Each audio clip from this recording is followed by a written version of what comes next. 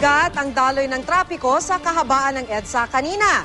Hinarang kasi ng mga pulis ang mga bus kasunod ng timbre na may nagaganap na holdapan sa isang bus na biyaheng probinsya. May report si Emil Sumangil, exclusive.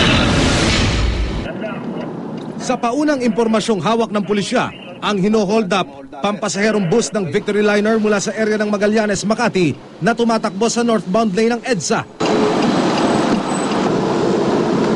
Pagdating namin sa ibabaw ng EDSA Santolan flyover, mabagal na ang daloy ng mga sasakyan hanggang sa pagsapit ng Cubao.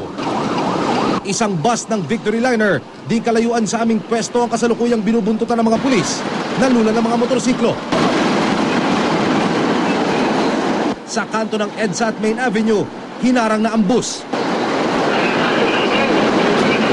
Dinikitan ng District Mobile Force ang pintuan habang ang QCPD SWAT team perimeter ang pinostehan sa pag-aakalang ito ang bus na hino-hold up.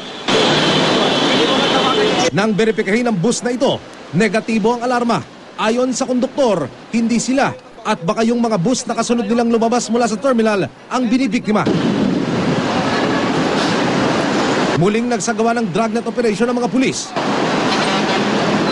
Meron po kaming natanggap na robbery daw sa bus. Ang batula sa radyo, Victory. Okay. Kaya takbo namin dito kaagad eh. Apo. Pero nung pinag-down naman namin lahat ng Victory, negative naman yung mga sagot ng mga driver eh. Ilang minuto pa lumipas, dalawa pang bus ng Victory Liner ang hinarang ng mga pulis. Clear naman, oh. Clear naman din. Ang huling bus, nilampasan ang inilatag na choke point kaya hinabol ito ng mga pulis. Wala bang anong insidente na nangyari sa loob ng bus nyo? Wala. Sigurado ka? Ayos naman, no?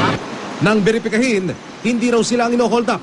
Ayon sa QCPD, taga MMDA ang tumawag sa kanila hinggil sa isang bus na ino-hold up makaraang makapag-text ang isa sa mga pasahero nito. Biyahing Northern Luzon daw ang bus at puno ng mga pasahero. Yung base nila, inalarma yung mga MMDA sa area sa along EDSA para na may ino-hold up na Victory Liner. Sila naman ang sa pulis. Nang muling makapag-ugnayan ng QCPD sa MMDA, lumitaw na hindi na nakapasok sa area ng Quezon City ang bus na hinold up.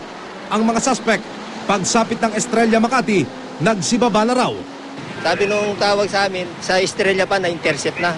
Iniimbestigan ngayon ng pulisya kung naisa katuparan ba talaga ang pang-hold up. Ang PNP, paiigtingin naman ang seguridad sa mga bus terminal at kalsada sa Metro Manila hanggang Miyerkules para maiwasan ang mga kaso ng highway robbery sa gitna ng pagdagsa ng mga kababayan natin pabalik at palabas ng Kalakhang, Maynila. Dahil naman sa isinagawang operasyon ng pulisya, bumigat ang daloy ng trapiko sa EDSA kanina. Emil Sumangil, GMA News.